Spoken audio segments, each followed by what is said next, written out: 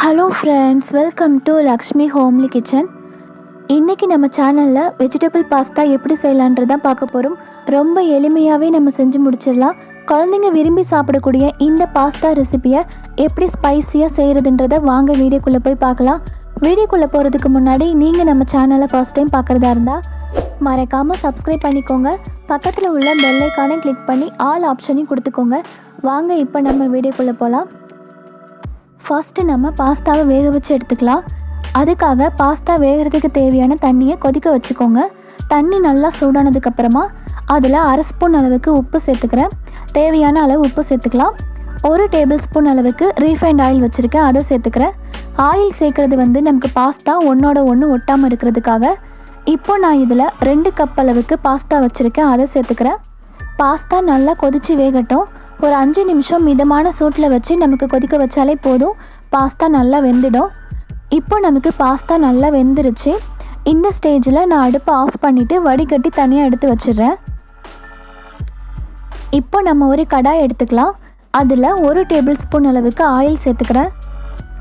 Oil சூடானதுக்கப்புறமா ஒரு 2 பல்லு பூண்டை சின்ன சைஸில் கட் பண்ணி வச்சுருக்கேன், அதை சேர்த்துக்கிறேன்.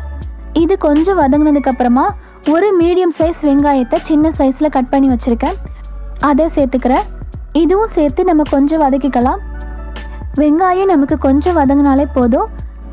அதுக்கப்புறமா நான் தக்காளியில் உள்ள விதைகள் எல்லாமே நீக்கிட்டு தோலை மட்டும் சின்ன சைஸில் கட் பண்ணி வச்சு அதை சேர்த்துருக்கேன். இதையும் சேர்த்து நம்ம கொஞ்சமாக வதக்கி எடுத்துக்கலாம். அதுக்கப்புறமா நம்ம காய்கறி சேர்த்துக்கலாம். நான் கொஞ்சமாக சின்ன சைஸில் கட் பண்ணி வச்சுருக்கேன் பீன்ஸ், கேரட், குடமிளகாய் சேர்த்துருக்கேன். உங்களுக்கு பிடிச்ச காய்கறி கூட நீங்கள் சேர்த்துக்கலாம். இப்போ நம்ம இந்த காய்கறிக்கு தேவையான உப்பு சேர்த்துக்கலாம். இதை சேர்த்து நம்ம 2 நிமிஷம் நல்லா வதக்கிட்டு இது கூட ஒரு 1/2 ஸ்பூன் அளவுக்கு தனி மிளகாய் தூள் வச்சுருக்கேன், அதை சேர்த்துக்கிறேன். உங்கள் காரத்துக்கு தகுந்த மாதிரி நீங்கள் பார்த்து சேர்த்துக்கோங்க. இதுவும் சேர்த்து நம்ம ஒரு 2 நிமிஷம் வதக்கிக்கலாம். இது கொஞ்சம் வதங்கினதுக்கப்புறமா 1 டேபிள் ஸ்பூன் அளவுக்கு சோயா சாஸ் சேர்த்துக்கலாம். இதுவும் சேர்த்து நல்லா மிக்ஸ் பண்ணிவிட்டு ஒரு 2 டேபிள் ஸ்பூன் அளவுக்கு டொமேட்டோ சாஸ் வச்சுருக்கேன், அதை சேர்த்துக்கிறேன். உங்களுக்கு டொமேட்டோ சாஸ் எந்த அளவுக்கு பிடிக்குமோ அந்த அளவுக்கு பார்த்து சேர்த்துக்கோங்க. இதுவும் சேர்த்து நம்ம நல்லா கலந்துக்கலாம்.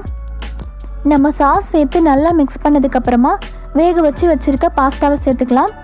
பாஸ்தாவை நல்லா உதுத்து நம்ம சேர்த்துக்கலாம். இந்த பாஸ்தாவை நம்ம நல்லா மசாலாவோட மிக்ஸ் பண்ணிக்கலாம். நல்லா மிக்ஸ் பண்ணால் தான் நமக்கு பாஸ்தாவிலையும் மசாலா ஒட்டும். இப்போ நம்ம இதை நல்லா மிக்ஸ் பண்ணிட்டோம்.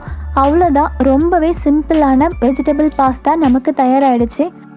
இந்த பாஸ்தா ரெசிபி ரொம்பவே ஸ்பைஸியாகவும் டேஸ்ட்டாகவும் இருக்கும். கண்டிப்பாக இந்த ரெசிபியை நீங்கள் உங்கள் வீட்டில் செஞ்சு பாருங்கள்.